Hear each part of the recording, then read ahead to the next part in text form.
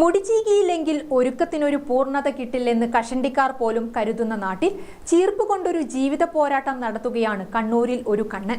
5 വർഷം മുൻപ് കന്യാകുമാരിയിൽ നിന്ന് അച്ഛൻ നാരായണനോടൊപ്പം കണ്ണൻ കണ്ണൂരിലേക്ക് വരുമ്പോൾ കൂടെ 10 പേരുണ്ടായിരുന്നു. ഏക കൈമുതൽ ഒരു പാരയും ഒരു കത്തിയും മാത്രമായിരുന്നു. പിന്നീട് കണ്ണൂർ പഴയ ബസ് സ്റ്റാൻഡിന് സമീപം അരയാൽ മരത്തിന് താഴെ ചെറിയ ഒരു ഷെഡിൽ പാരമ്പര്യ കൈത്തൊഴിലായ ചീർപ്പ് നിർമ്മാണത്തിൽ കണ്ണൻ ഏർപ്പെട്ടു. കണ്ണൂരിനെ സ്നേഹിക്കുന്ന കണ്ണന്റെ കഥ വ്യത്യസ്തമാണ്.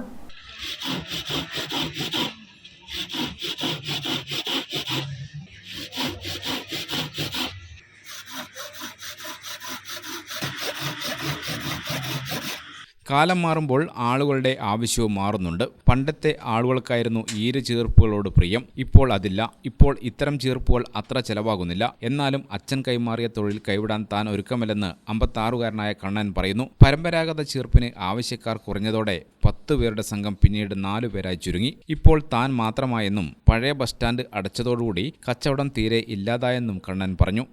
ഇപ്പോൾ വന്നിട്ട് 35 കൊല്ലമായി. പിന്നെ പണ്ട് 10-15 ആൾക്കാർ പണിയെടുത്ത്.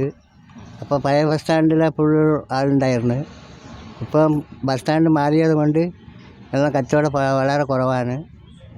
പണ്ടത്തെ പോലെ കച്ചവടമില്ല. അതുകൊണ്ട് ബാക്കി ആളുകളെല്ലാം പണി മതിയാക്കിയിട്ട് നാട്ടിലേക്ക് പോയി.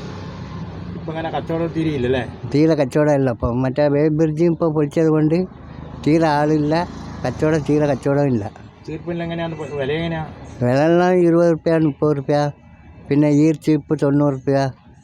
അങ്ങനെ ആവശ്യക്കാർ എങ്ങനെ ചോദിച്ച് വരുന്നുണ്ടോ? എങ്ങനെയാണ് ഇതിൻ്റെ? അപ്പോൾ ആവശ്യക്കാർ മാത്രം, പഴയ ആൾക്കാർ മാത്രം ഇവിടെ നോക്കിയിട്ട് വരും.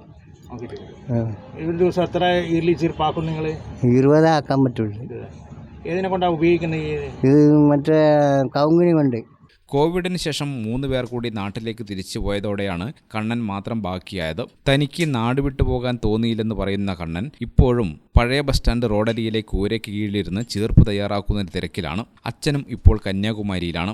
ഇവിടെ വന്ന കാലത്ത് കാളക്കൊമ്പുകൾ ഉപയോഗിച്ചാണ് ചീർപ്പുകൾ ഉണ്ടാക്കിയിരുന്നത്. ഇതിന് ആവശ്യക്കാർ കുറഞ്ഞതിനാൽ കവുങ്ങിൻ തടികളിലേക്ക് മാറി. ക്രമേണ അതിൽ മാത്രമായി. ഒരു ചീർപ്പുണ്ടാക്കാൻ 15 മിനിറ്റാണ് കണ്ണൻ എടുക്കുക. 90 രൂപയാണ് ഒരു ചീർപ്പിന്റെ വില. ദിവസം 20 ചീർപ്പുണ്ടാക്കും. കടകളിൽ മൊത്ത വിൽപ്പനക്കായും കൊടുക്കുന്നുണ്ട്. 8ാം ക്ലാസ് വരെ പഠിച്ച കണ്ണന് ഇപ്പോൾ നന്നായി മലയാളം വഴങ്ങും. 4 മാസം കൂടുമ്പോൾ നാട്ടിലേക്ക് പോകും. ഭാര്യ സെൽവിയും മക്കളായ വിഷ്ണുകുമാറും ദേവിപ്രിയയും അവിടെയാണ്. നാട്ടിൽ ഒരാഴ്ച ചെലവഴിച്ച് വീണ്ടും കണ്ണൂരിലേക്ക്. ഒരു ജീവിതം തന്ന ഇടമല്ലേ ഇത്? നല്ല ആളുകളും. ഇനി എങ്ങോട്ട് പോകാൻ എന്നാണ് കണ്ണൻ ചോദിക്കുന്നത്. ഗ്രാമിക ന്യൂസ്, കണ്ണൂർ.